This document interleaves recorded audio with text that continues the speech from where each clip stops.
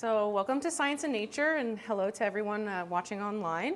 I might be a familiar face to some of you, but not your usual Science and Nature host. Steph wasn't able to make it tonight, so I'm stepping in. My name is Lexi Hartwell. I am a biologist and a scientific communicator at the River Institute, and I've actually been with the River Institute for the last 5 years, so hopefully a few of you have seen me before. And tonight our talk is evaluating the ecological impacts of waves and shoreline erosion on nearshore habitat in the St. Lawrence River. And we're very lucky to have 4 speakers with us tonight, which is a bit unusual for these talks. So we've got Curtis Lazore from the Great River Network, Arman Hagiggi from the University of Ottawa, Colin Rennie from the University of Ottawa, and Matt Windle from the River Institute. So Science and Nature is our free virtual monthly speaker series. As you might notice if you're online and tuning in for the first time, we also have some people here in person. And if you want to go back and watch this talk, it'll be available on our website, riverinstitute.ca/scienceandnature. They're also usually available on Facebook for the first 30 days afterwards. Just a quick housekeeping note, if anyone online just wants to drop in the chat where you're from, and as we go through the presentation, if you could put any questions in the chat, we'll go through those at the end. And we'd like to respectfully acknowledge that we are on the traditional territory of the Haudenosaunee. We offer our gratitude to the Mohawks of Akwesasne for their care and teachings about our earth and our relations. In honoring those teachings, we are committed to the process of dismantling the ongoing legacies of settler colonialism through good relations with each other and the lands that we live and work on. The River Institute was founded in 1994 in partnership with the Mohawk Council of Akwesasne. We are grateful for the time and knowledge that our neighbors graciously give to us, and we strive to improve the health of the Great River and surrounding lands. And we'd also like to say a quick thank you to the Cornwall Public Library. So this is where we've been hosting our last number of Science and Nature talks. We've moved here in the last year, and we really appreciate them having us.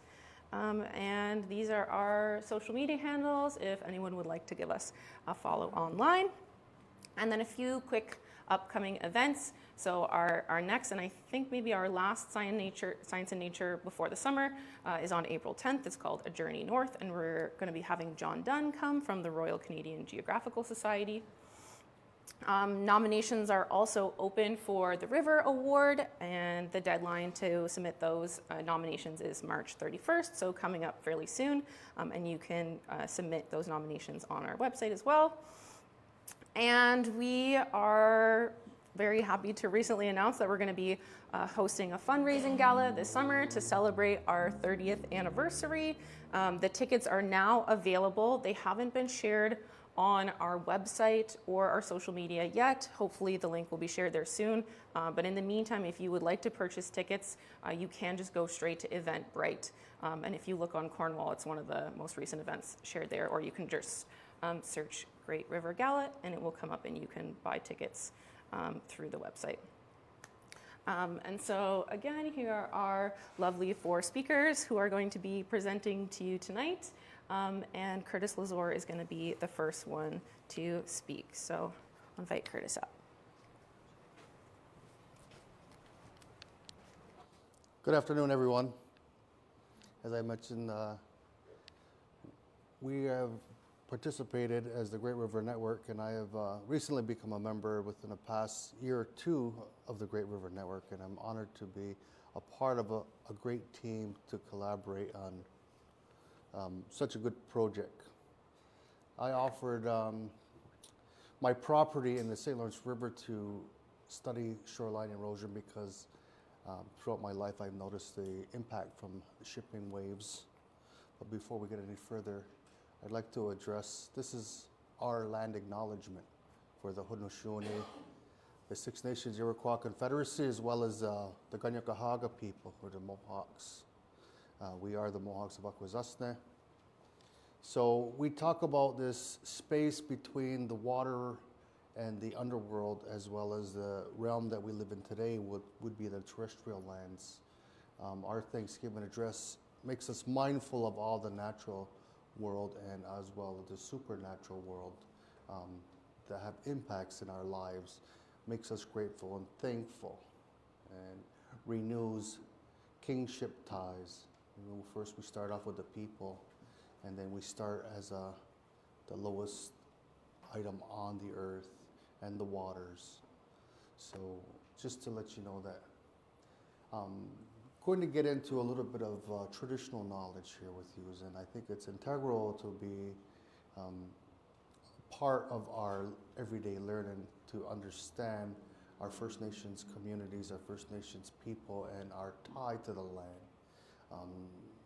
It's been a number of generations and thousands of years since time immemorial that our Indigenous people have inhabited Canada and the United States, as well as South America.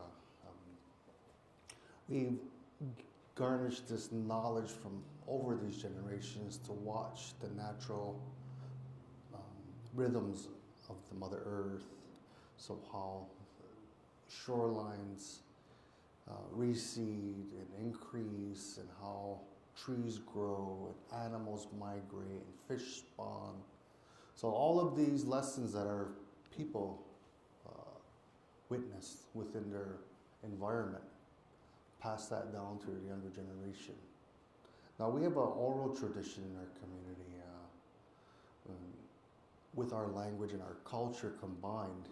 It creates a rich knowledge base for our coming generations, for our people to understand how important all of these images are here in this photo. This was a photo painting by the late great John Thomas. So as I mentioned, I grew up in Akwesasne on the water. My grandfather's picture there must be the late 1940s. He was a river guide as well as other careers he held. Here is a picture of him holding up a muskie. Now, when it became my turn, I grew up on a farm, so we had cattle, we did haying. Very little connection to the river, but both of my grandparents grew up on islands, or my grandfathers actually, and they were both tied to the river. So as a young boy, I always wanted to learn about fishing and hunting and harvesting and what kind of teachings my community and my family could pass on to me.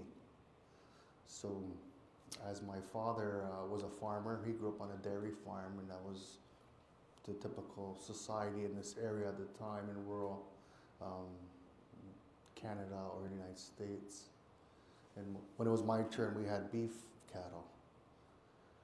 So I went out and I sought the information of my grandfathers, and I went to learn how to fish and harvest and be sustainable harvester in these different ecosystems, not to take too much, what it means to have respect and to feel that burden of watching a population deplete, whether it's plant life that you're harvesting, animal life, bird life, the trees, and you have to really put it all together into your whole worldview of this is your environment, this is your life, this is your bubble of your existence, and you need to pass that on to your children. So I went out and I learned about fish harvesting, and I got a picture here against beside my uncle and my grandfather's picture from 60 years prior, cleaning some fish. This is a walleye fish that we have a walleye harvest every year, and my brother and I were cleaning fish, and I was approached by a doctorate student to give some information, some traditional knowledge. And I said, well, I'm going to clean some fish, and the student was asking, well, what can I learn from watching you clean some fish? I said, there's a whole lesson involved. And it's really pulling that teaching or that story out, that lesson, to apply that to the audience. What type of respect do you have for that fish? How are you going to give back? And where are you going with that? So I made it readily available to go and receive this traditional knowledge and pass this traditional knowledge on, to keep that lineage going between my grandfather, my uncle, and myself, to continue to harvest Here's also a picture of my grandparents. That's the same gentleman who was holding the fish.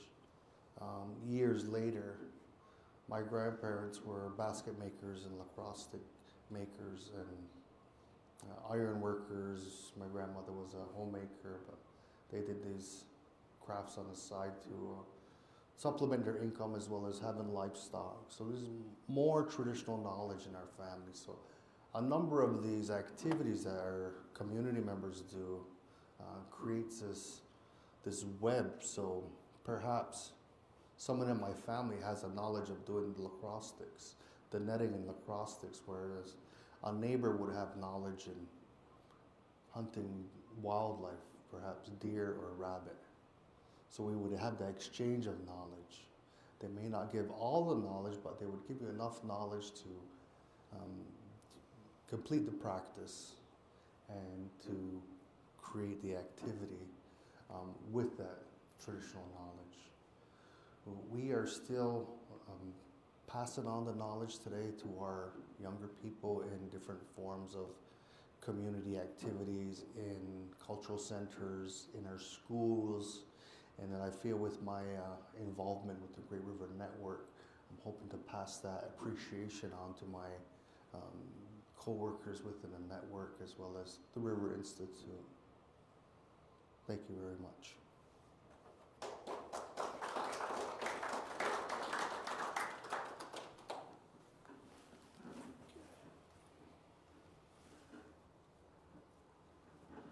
You lost them? All of them. That's okay.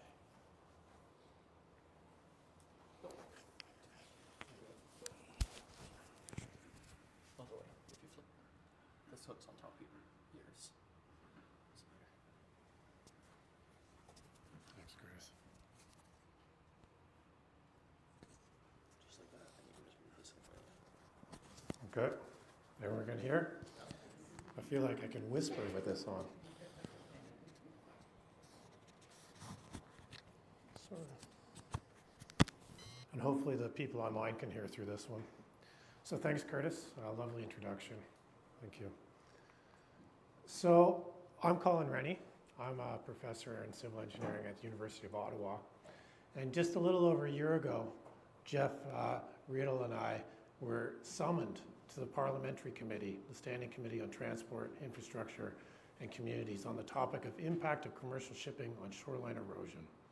So we were basically asked to give a perspective on whether or not commercial ships are having any impact of erosion or other factors. And this is mostly based on the St. Lawrence. And this came about because of a lot of public pressure. Most of this pressure, admittedly, was coming from downstream of Montreal, where the shoreline is quite cohesive and relatively susceptible, and there are large cargo ships, of course. And there's a long story about whether revetment is a responsibility of the government in this reach. And so there is pressure from citizens along the river there to help with stabilizing the shoreline. And of course, the assumption was that it was shipping that was involved. But there are many factors involved in bank erosion and recession. And this is a nice slide from Environment Canada that lists some of those factors on the St. Lawrence River. It relates to water levels, river currents, waves due to wind and possibly ships. It relates to ice, and it does relate to the nature of the sediments that comprise the shorelines. So there's many different physical factors. Of course, ships could be part of it. That's shown up here as some of the anthropogenic impacts. And so we were questioning whether this could be a factor. This is a nice slide from some colleagues in the Netherlands who have looked at the River Meuse, which is a very relatively narrow shipping channel in the Netherlands, and the effects of ships on that shoreline there. What I want you to look at is the water level at the bank right now, and then as the ship goes by, the water level next to the bank actually recedes. And what's happening is the water that the ship is plowing in front of it, building up that bow wave, is actually taking some of the volume, and that's then draws the water down, and then the Kelvin wake waves, the waves in behind, are impinging on the bank on this exposed shoreline. There's also a surge of water back, so the water level comes in as those waves are arriving.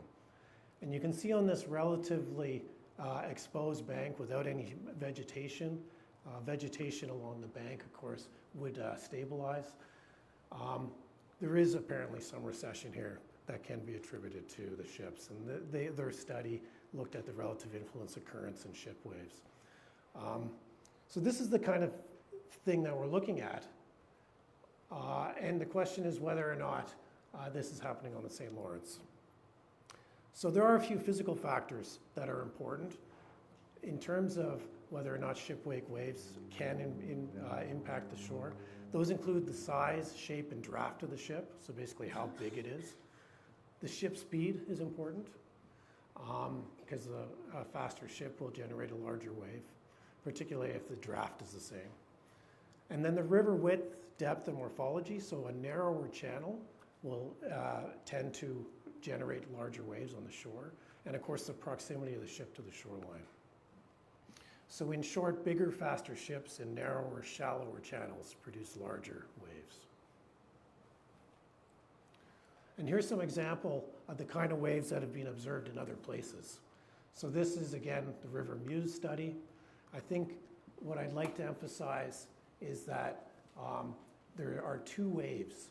So there's a primary wave, which is basically the, sorry, I'm trying to get a cursor here, is this drawdown and then surge back. And then there are the other waves we see on the surface, the Kelvin wake waves, superimposed. So there's two waves to consider: the long period large drawdown and surge wave, and then these smaller waves. In general, the drawdown and surge wave has the larger energy.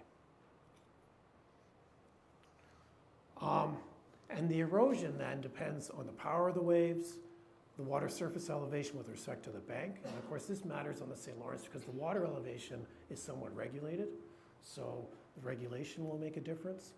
And then again, the bank characteristics. So if the sediments are relatively stable, then they're less erosive. If they're susceptible, then they are subject to erosion. And this has many other factors such as consolidation, pore pressure, vegetation, and so on. This example here is from the Savannah River in Georgia, another narrow shipping channel. So we put it together a collaborative team, and I would say this came from, originally, from the Great River Network. Essentially got an email from Chris to say, hey, I've got this problem I'd like you to look at. And we were like, well, how do we do this?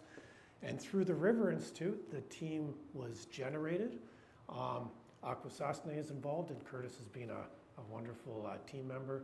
And we have had support from the conservation authorities, even here tonight. So thank you very much for that. As this first part of the study, we've developed two instrumented sites of interest. One is in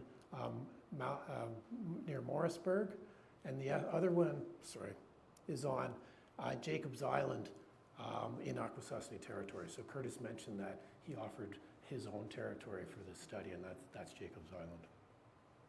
And what we're doing is researching the relative influence of ship-wake waves, wind waves, and river currents on shoreline erosion, and also on nearshore habitat. So Matt will talk about the nearshore habitat. I'm just doing the introduction. Our PhD student, Arman Hagiggi, is going to do the details on the physics. Here's an initial picture of our checking out the site at a Maria town near Morrisburg. This is the Jacob Island site, and the ship channel is on the far side of the island there. And so you can see there is some shoreline protection on the shipping side, but the waves do propagate through the channel between the islands, and so we are able to observe them next to this property. And this is the Maria Town site. There's currently bank recession occurring, and it has been ongoing for a few years. I did a little analysis using some images, and over the last 25 years, it's receded on average about 25 centimeters a year. So it's measurable, is the point. And the question is, what is the cause? So I think I leave it to Arman to get into more of the details.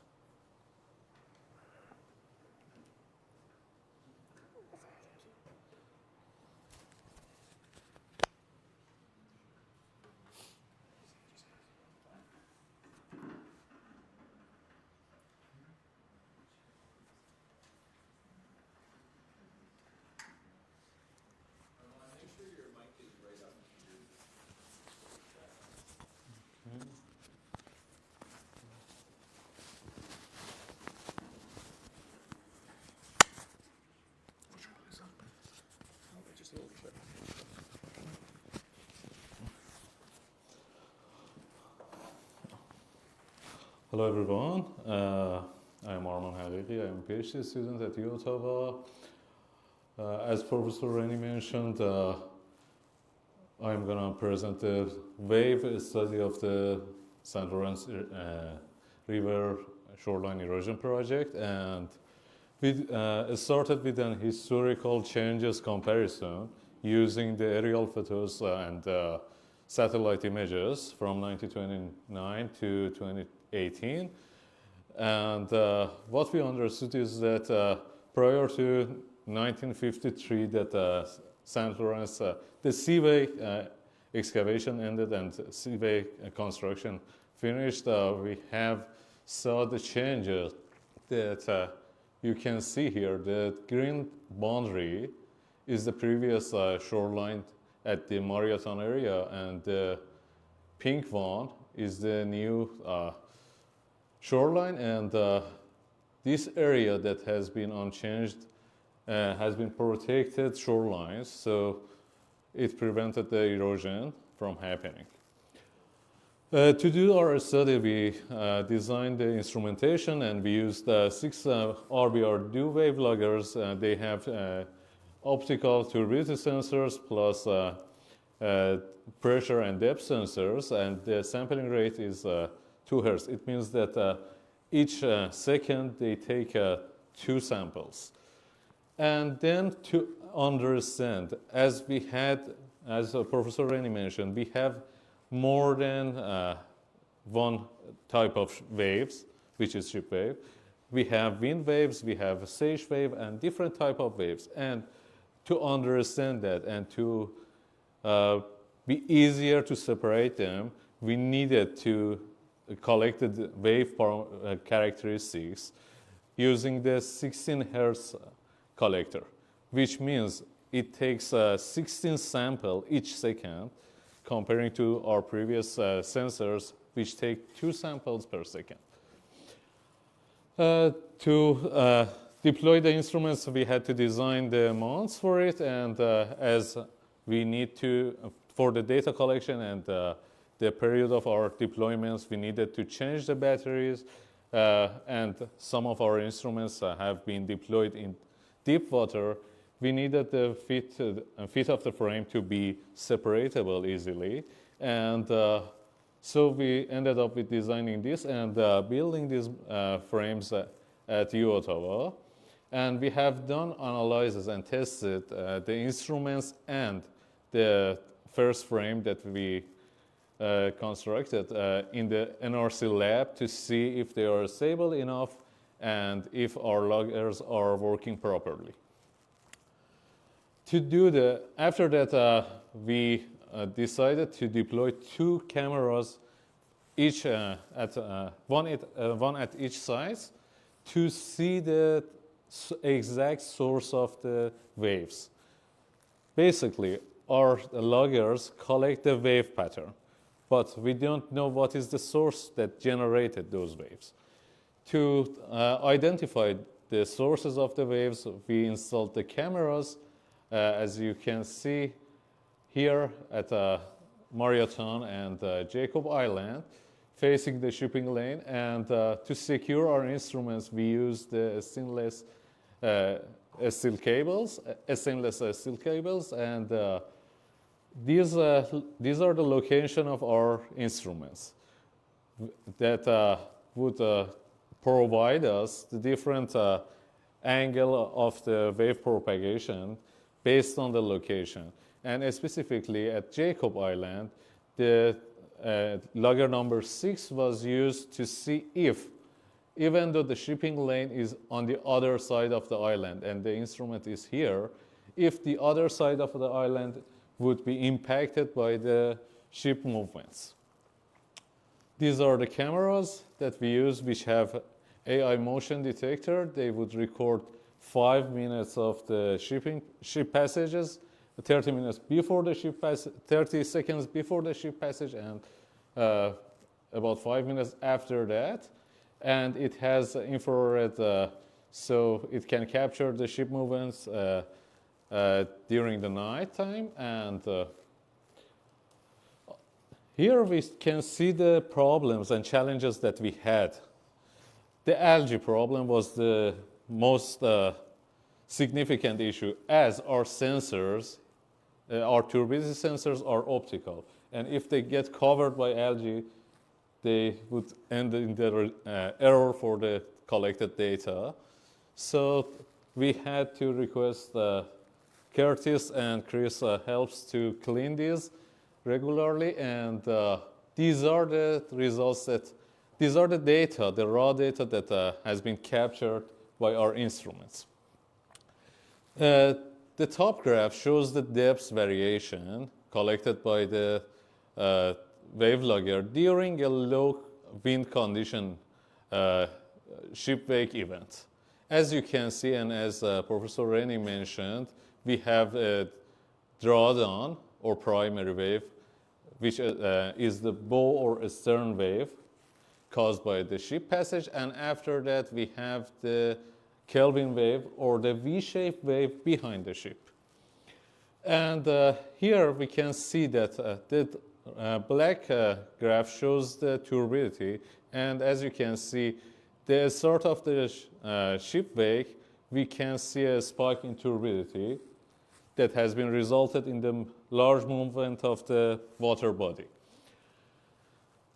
Here is the first initial analysis of separation of the wind waves or natural waves from the ship wake.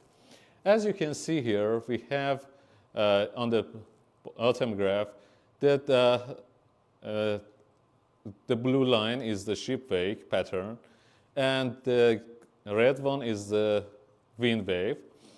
What we did for that was to separate them based on the frequency of the waves. And as you can see here, even in the conditions that we don't have ship passages, but we have the wind wave present, we have high turbidity recorded.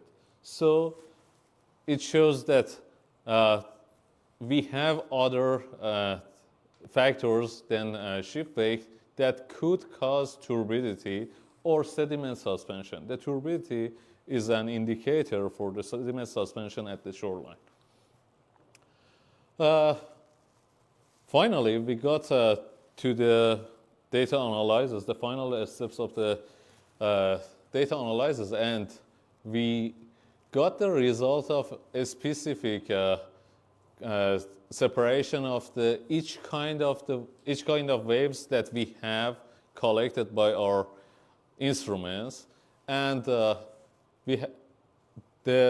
wind wave and the sage wave has been characterized as natural waves, and as you can see in the graph, the green one is the ship wake, which has the drawdown that Professor Rennie mentioned, and the Kelvin wave, the V-shaped wave behind the ship. And our initial analysis showed that the natural waves and ship wakes have average or mean turbidity, cause that turbidity on the shoreline. And as you can see, the natural waves are more contributing to the turbidity than the ship wakes, as even though they are lower, they are smaller waves, but they are constant and always present. But the ship wakes happen by ship passage, and it's about 20 times a day. And in this scenario, we have a low condition wind wave.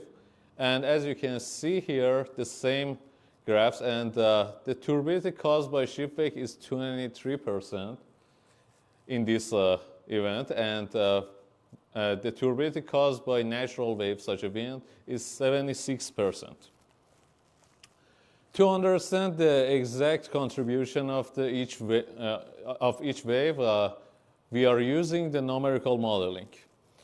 To do that, we are using a very huge domain, basically, starting from Summerson here, which has Jacob Island in its eastern side, and also and it continues to the Iroquois Dam, because we need to know what is the impact of the gates regulation on the currents and river characteristics, basically hydrodynamic characteristics.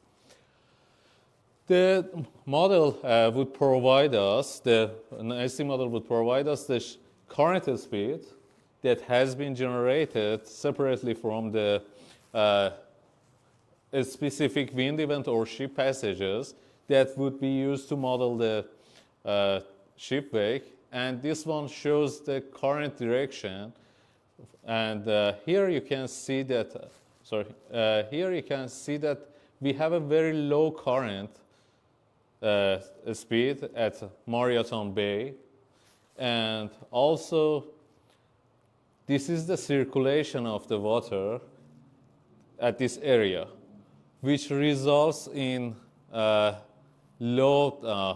low conditions for erosion, even though we have suspension of the sediments or washing at the shoreline, but it results in redeposition of the sediment at the same place, and we don't see the transport. These results are from our 2D model. It shows the significant wave height and wave power, which has been calculated based on the wave height caused by the ship wake and ship passage by a cargo vessel at Jacob Island. As you can see here in the wave power on the right figure, at this area we have more wave power, so we could anticipate that we might have higher erosion in the future in these areas. And this one is for Marioton. This is the wave height. The left figure shows the wave height and the wave direction caused by a ship passage. And the right one shows the wave power at the shoreline, which in this case is about 0.24 kilowatt per meter around near the shoreline. And also for calibrating our model, we use the collected data and the model results. And as you can see, each cell, the blue cell, represents the location of our instrument at the shoreline. And these are the wave height that our model showed at this location, at this cell, at each these cells. And this is the model results, and this is the data collected by our instruments. And it perfectly shows that our model is calibrated. Now I should ask Matt to continue with the fish study.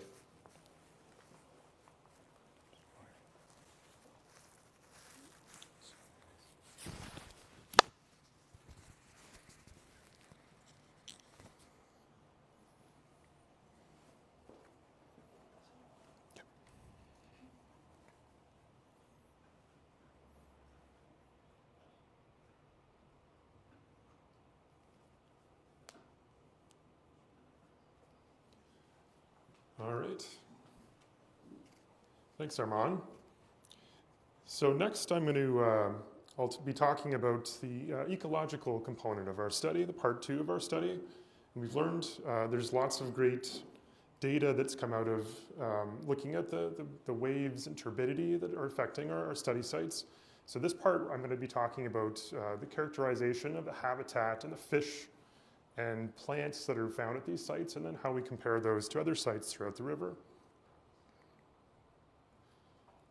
We've learned there's lots of natural processes that affect shorelines, and this has been going on for thousands of years. The St. Lawrence River is roughly 10,000 years old. And so we have waves, we have currents, we have depth that can affect the shorelines, and all the different habitats that we find there. And of course, later on top of that, we have the creation of the seaway since about 1960 or so, changing water levels, things like that. So that all kind of layers on top of each other when we're talking about aquatic habitat in the St. Lawrence River. And there's lots of different types of habitat in the St. Lawrence River, ranging from, on that top figure there, you can see a really beautiful wetland habitat. The bottom one here, we have sort of a characteristic rocky shoreline habitat.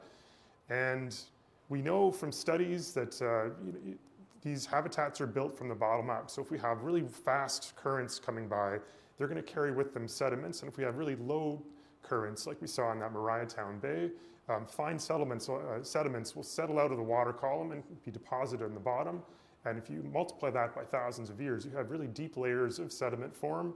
And of course, plants like rooting in that. So then you have, that creates the basis for lots of different plant assemblages. And then we have different fish species that are associated with specific types of plants. So we can actually, just based on the type of habitat, we can actually predict with really high accuracy what types of fish and plant assemblages we should find there. And that's just based on lots of historical indigenous knowledge, and then more recently, various studies looking at that. So here's some examples just of 2 different fish assemblages. The one on the left you can see is very characteristic of a wetland, and you might recognize some of those sunfish species, pumpkin seed and rock bass and things like that. They like living in wetlands, so we predict when we go to a wetland, we should find these species. And on the right, we see rocky shoreline species, more suited for minnows, fish that can handle a little more current, and they just have a greater affinity for those. And again, we should be able to go to rocky shoreline habitats and with fairly good confidence predict what species we should find there. So we can use that biodiversity as a health indicator for the health of the St. Lawrence River ecosystems. If we see really good diversity at sites where we predict to have that diversity, we could more or less reliably say it's a healthy site, and vice versa. If we expect to see a lot of species, but we don't find them there, then maybe that could mean that the site has been impacted from a variety of different factors. The study had a really nice opportunity to make use of a co-occurring study that's called the FINS project. It stands for Fish Identification Nearshore Project. And it's a study that is very long ongoing since 2015 in partnership with the Environment Program at the Mohawk Council of Akwesasne. And this project is kind of overarching goal of studying the nearshore habitats of the St. Lawrence River and characterizing baseline information about those. So what species live there, the different plant species, all the way up to vertebrates, and looking at long-term trends in those as well. And then based on this project, we have lots of different opportunities to collaborate with other projects like this erosion project, where we want to know more about these erosion sites, what's happening at them. So we have this really great data set. This project involves many different components, from fish surveys, where you can see on the top there, the seine net being pulled, and we collect fish using that. That's a commonly used technique to collect fish in nearshore environments. We collect information on plants as well at each site, so we can see those associations between fish and plants. And we also, more recently, are collecting information. So water quality is a really important one. We've learned a little bit about turbidity. That's the cloudiness of the water, really important factor for determining what fish can live in that area. And more recently, we're looking at things like environmental DNA. This is just little bits of DNA that are floating in water that we can collect, filter, and then through techniques that are used, for example, for COVID testing, qPCR, we can apply the same techniques and look for different species that might have been present in the environment that might have shed some of their cell matter. And then we're also using drones more recently to characterize our habitats from above, so we can get really nice imagery of the distribution of plants and rocks and things like that at our sites. So this is a really big data set, over 200,000 fish, lots of different sites, lots of different types of habitats throughout the river. We can use this data set then to compare with our 2 study sites. So our study design was to visit our sites in Mariatown and in Jacobs Island over multiple years. We started this actually in 2021, and more recently completed our surveys in 2023. And then we have, through our FINS project, comparable sites that we can compare these to. So comparable sites would be shorelines with rocky shorelines exposed to the St. Lawrence River, and the same sections of the river as well. We want to make sure we're comparing apples to apples, and also sites that were sampled in the same years as the study. So those are kind of our criteria for comparing these sites to our study sites. And so we want to look at, do these study sites, our study sites in Mariatown and Jacobs Island, do they meet the predicted fish, plant, and water quality values that we find at the other comparable sites?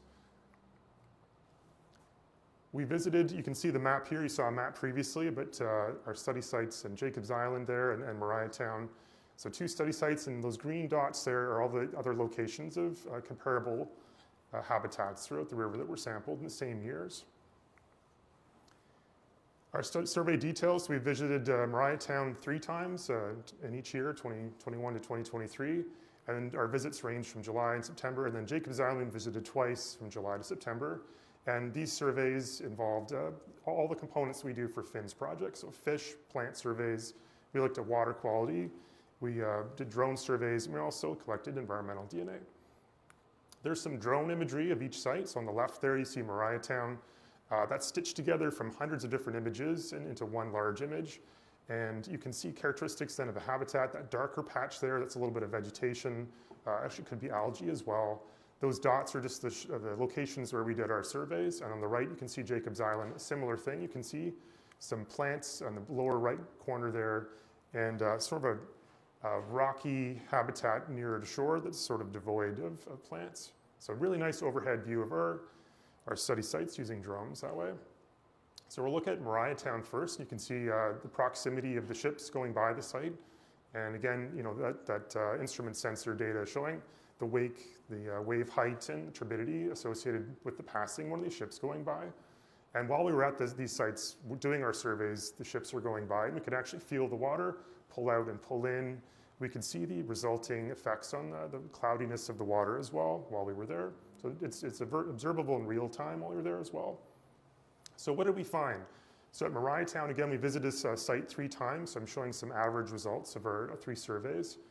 And very silty substrate on the bottom there, really high turbidity. So this picture at the top here, you can see the really cloudiness of the water. So that's really characteristic of the site. In several feet of water, you can't see the bottom. You can see there are some plants able to grow in that, but fairly low plant cover throughout the area, so just not a lot of plants present compared to other sites we'd find there throughout the river. And really high total phosphorus, so that's a nutrient that's really important for promoting algae growth as well.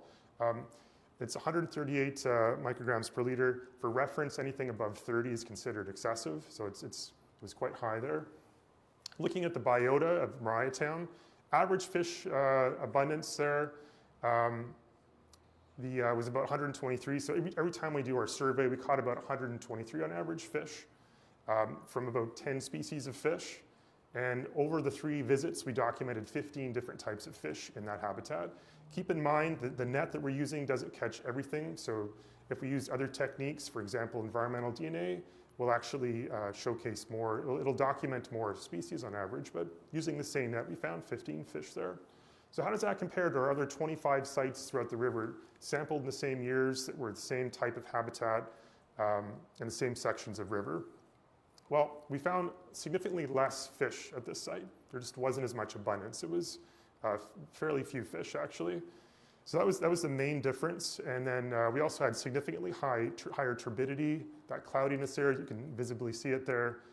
Significantly less plants, significantly less or more, nutrients as well. Other factors, the number of species total, 15, that was comparable to the other sites. So on average, we find roughly that on the other sites throughout the river. So that was good. So we're seeing the same diversity. There's other diversity indices we use, Simpson and Shannon, I won't get into that, but those have to do with the evenness of the individuals in the population spread across the different species. If you can imagine a case where we might have 10 species, but if most of the individuals are on one species, that's a little bit precarious compared to a more even distribution. So take-home message here, there was just less fish, lots more turbidity, and less plants. Looking now at Jacob's Island, you can see a drone image of it there. This is on the lee sides. This is the side that's a little bit more protected from ship wakes going by. So what we find here, again, just the motion of the waves going by, they're just resuspending a lot of sediment. So we see lots of silt and sand substrate. This had a fairly low turbidity, so the water was fairly clear, very comparable to other sites throughout the river, just more flow going by to carry that by. So it didn't have an embayment like in Mariatown that was just kind of holding on to those resuspended particles. Really low plant cover and diversity compared to other comparable sites, significantly less. Also relatively high phosphorus compared to other sites throughout the river. So we're seeing that could be something to do with the resuspension of material at these sites. In terms of the species found, roughly 300 individual fish were caught each time we went to the site. That's very comparable to other sites. It's almost the exact same, actually. So that's good. It had lots of fish, but far fewer species, only 6.5 on average, were found each time. So significantly less species diversity at this site. And a total of 9 species were found over the 2 visits that we went to this site. So it's a little bit lower diversity than what we would expect to find based on what we know from the other 25 sites. And I'll just this was a really key one too. So we have some invasive fish species throughout the river. I'm sure everyone in this room and online is aware of round gobies, an invasive fish that showed up to the river in the early 2000s. These are really, really highly abundant at these 2 study sites, much more so significantly than our other comparable sites. So there's something about these sites that are being disturbed that make them more suitable to these invasive fish. And there's actually 2 species now, round goby and tube-nosed goby, that are both found at these sites in very high relative abundance. So something to think about there in terms of other effects that we might not think about, but something about the disturbance, repeated disturbance at these sites is making them more suitable potentially to invasion. So what I'll do now is I'm going to hand it back to Curtis, and Curtis is going to wrap things up for us.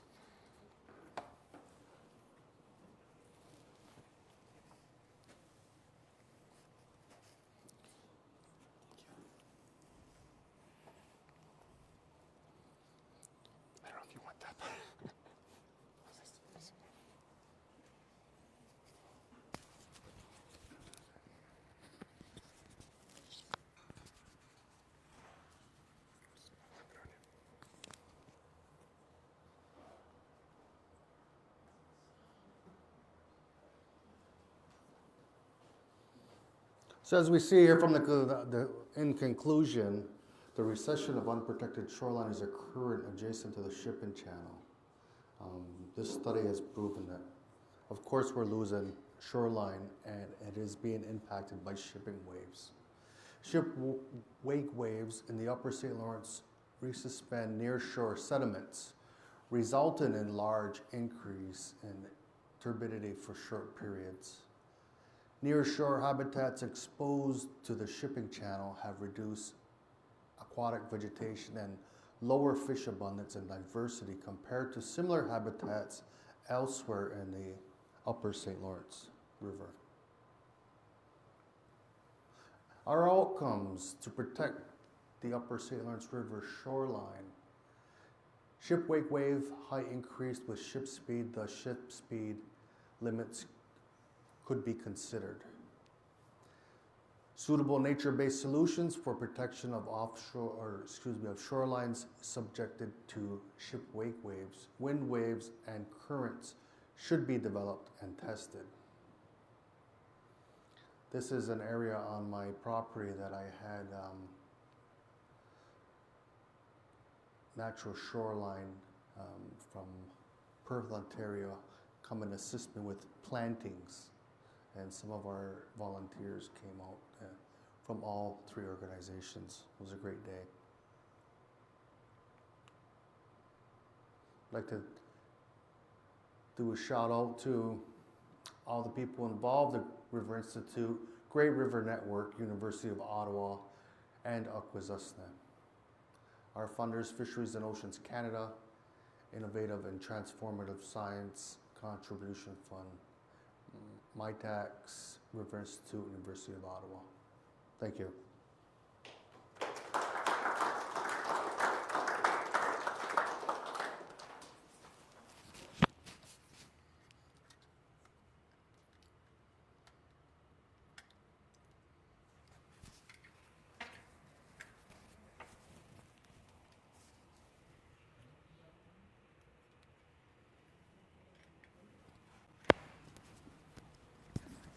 All right, thank you everyone for that lovely talk. I feel like we've learned a new tongue twister today, ship wake waves. You can see that 10 times fast. So we're going to take some questions now. For those of you watching online, you can drop your questions in the chat, and I have my phone here with me so I can read them. For those of you in the room, if you have a question, you can put your hand up. I guess Zach is going to bring you a mic. Please wait to have the mic in your hand before you ask your question, just so we can make sure that everyone who's listening online can hear your question. So we don't have any online yet. Does anyone hear? Oh, we have a question right there. Yes, thank you. Is this on? Yeah, just okay. Question for Matt. For your fin surveys, do you know, for your sites, when you're sampling them and collecting the turbidity, how recently ships had passed by?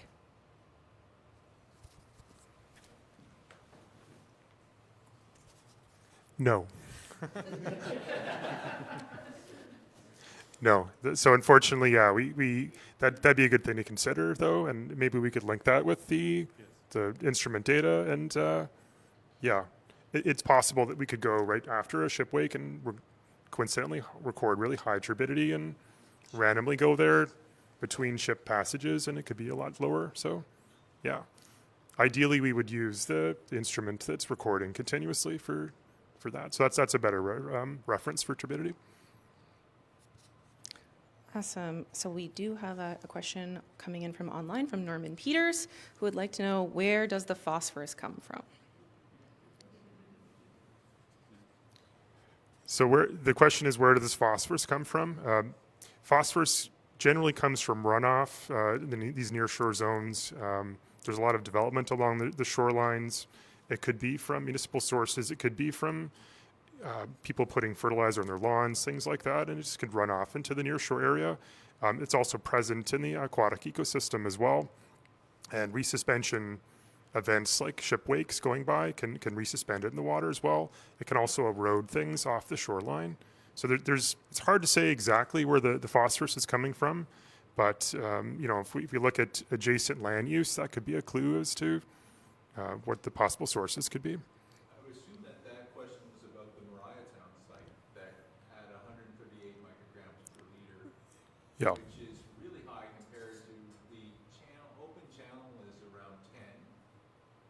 So were there any sources? Is there runoff along the shore there, or are there creeks there nearby that's running off? Just for the online audience, we got another question from in the room wondering, the phosphorus was high in Mariatown, wondering if there are any sources nearby. Maybe Chris, if you want to, I'll pass this over to Chris Moran. So Chris Moran's the one who instigated the whole study, and he knows all about Mariatown. So yes, there are some creeks, small ditches, and so on that drain the adjacent farm fields and so on directly into the bay where the study was. Yes. All right, it doesn't look like we've got any more questions coming in from online yet. Do we have any other ones from anyone in the room? Yes, we have two. So this question is for Arman. You talked about doing like a air photo analysis. I was wondering if you could talk a bit about that at all, and if you looked at shorelines over time and whether they had changed pre and post seaway. Like if you can see if differences in the shoreline erosion have changed prior to the seaway going in versus after. Yes, the seaway caused a different change in the condition of the river. First off, there was water level change that caused a huge bank recession, and after the seaway, we saw that, and we should consider that the water level changes and the passages of those ships along, through the seaway has caused different hydrodynamic conditions at the shoreline, and it takes almost decades to see the results of those changes at the shoreline. And as Professor Rennie showed, we have an average 25 years changes, which, if I'm correct, it's 25 centimeters per year recession at the bank, at Moriaton, for example. And our aerial photos goes back to 1929, which we used ArcGIS and georeferencing to see the changes through the time. All right, and we have another question in the room. Can we go back to the couple of slides to the conclusions, please?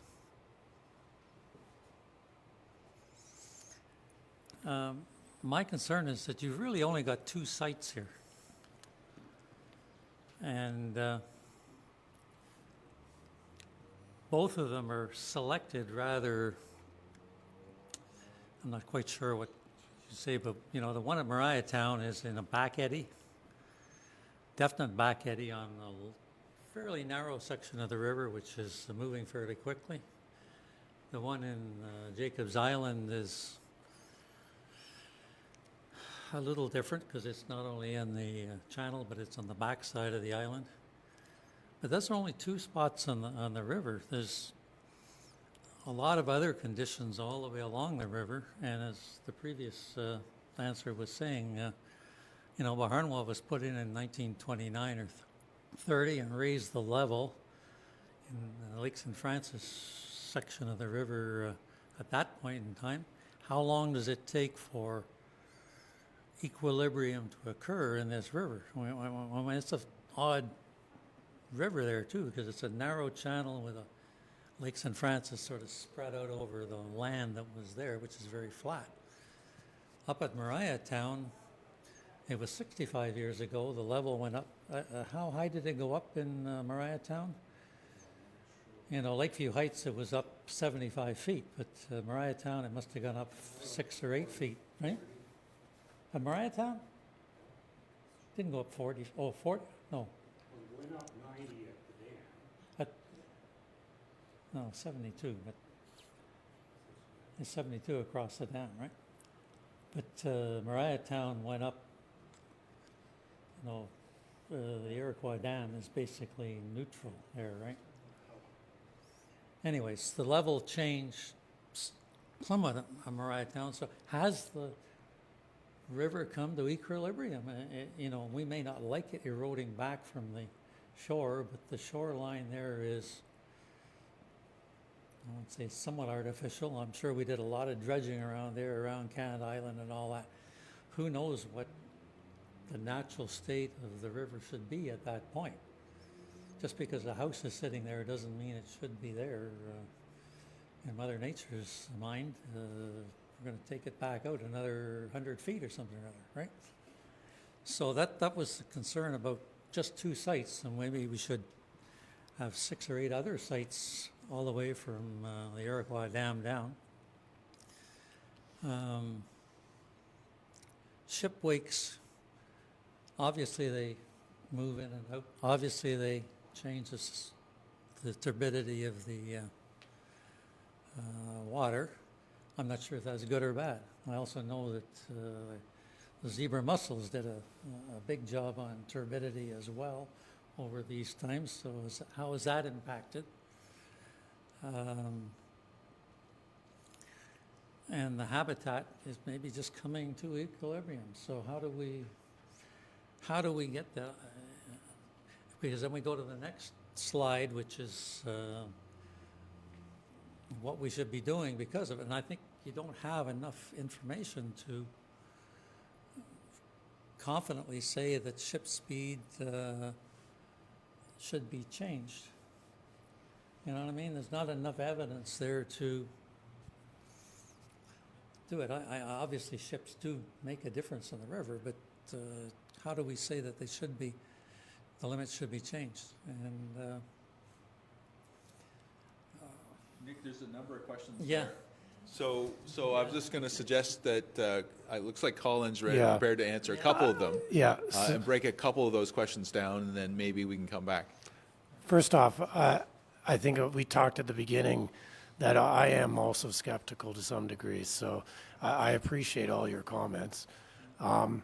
Yes, we had only 2 field sites. This is why we're doing numerical modeling, so that we extend the analysis to a larger reach of the river.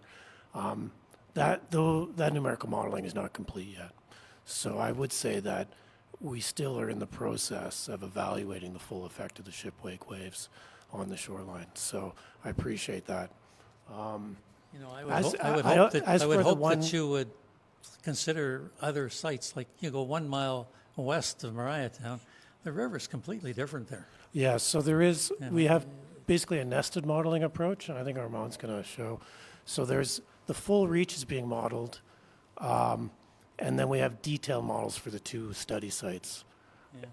Possibly we could do detailed models on the other locations of particular interest. Arman, do you want to add to that? Sorry, I'm stuck here. We needed those 2 locations. Here. This one, the east side and the west side of the river section, to calibrate this model, to see if the results of the model are correct. And the last slide I showed you shows that the accuracy of the model, as you can see, 22 centimeters to 21 centimeters. The model result, the data that we collected at each site. The model accuracy is acceptable, and it would let us to run the model instead of these small locations. The model, the results that you saw is related to a small section like this scale. If you can see it, can I zoom it? This side, as you can see, this It's right area, down there, the Jacob and Stanley Island. yeah. Right. Having the result of this area and the other side at this area, Mariatown, took about, each took about 20 days to run the model, because we need very fine resolution in the model to see the changes along the shoreline. Maybe we have 1 centimeter erosion at the shoreline due to ship wake, or we have 50 centimeter erosion due to wind waves, which we saw at Chris' property at Mariatown. The wind event happened during December 23 to December 24 to December 27, 2022. The increase of water level and high wind, extreme wind conditions caused 50 centimeters or 20 inches erosion in 2 or 3 days. So to see the impact of each of these factors, we need to run this model with the accuracy of 10 centimeter for,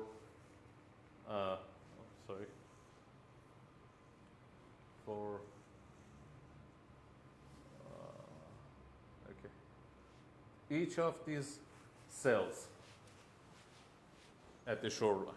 So it would take about 1,500 hours modeling to finish the model. Yeah. We have calibrated the model, so it's the easy part. It's the computer running the model. for knowing all the river section characteristics and how ship passages would impact it. And we are also running the model for 100 years ship passages to see the long-term impact of the ship passage on the shoreline. And you are correct. It's not only the ship wake, and we don't have very strong evidences to see that, to show that ship wake resulted in is the main contributor to the shoreline erosion at these sites. But we are looking for the long-term model results to see what we can see there. Just to follow up on that question, Sure. Would there be a process by which you would validate the model then by going back to two unknown sites or two or more of the sites to demonstrate that your model predictions are accurate? Yes, we can do that. We can, plus the data collected, we use the water level variation that has been downloaded from the water level stations. For example, we have one at Morrisburg, and it shows the water level changes. Pattern is exactly, it's more than 90% the accurate to the model results. Model predictions.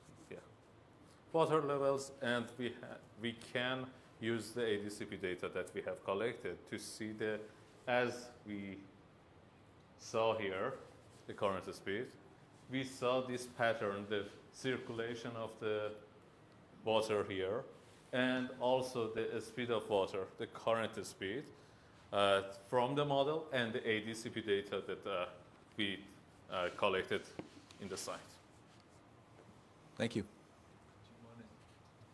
There's the aspect of as the shoreline reached an equilibrium concept because of the shipping channel development and stuff like that. It was a good comment.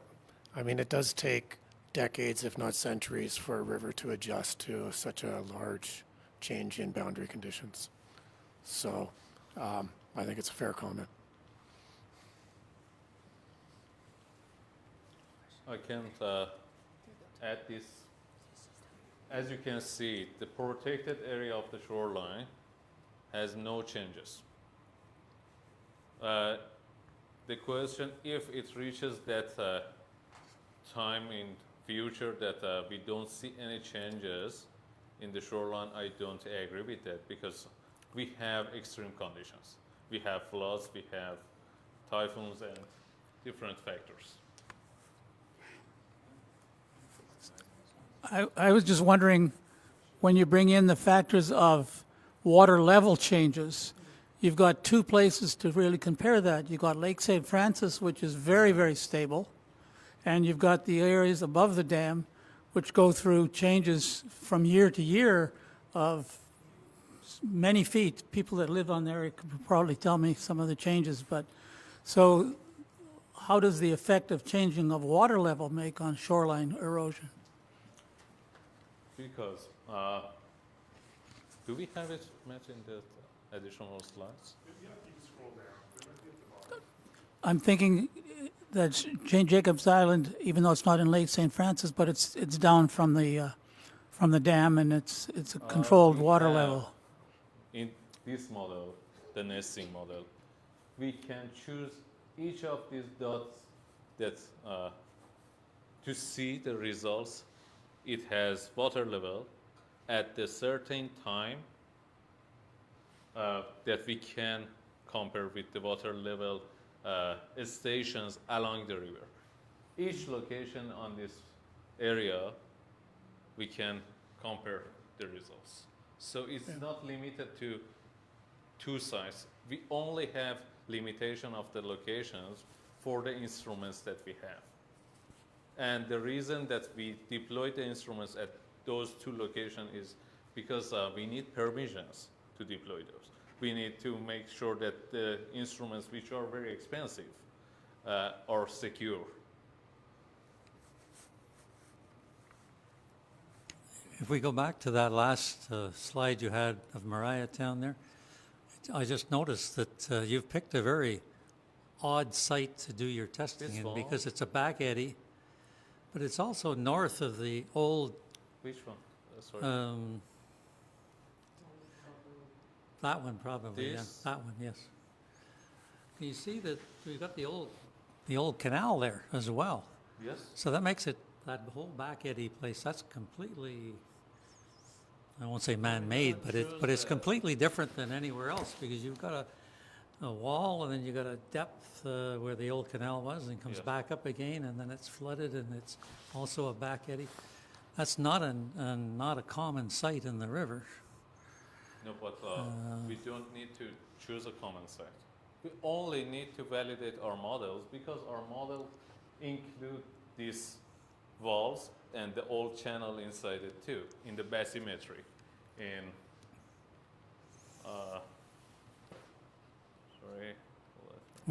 I could also maybe comment that the river is very swift there.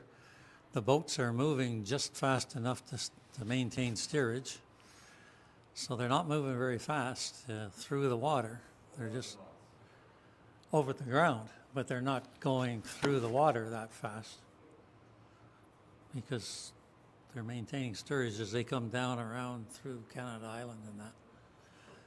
So it's, and the ones going upstream are chugging up against the current. They're going slow, relatively, because they're in the fast current.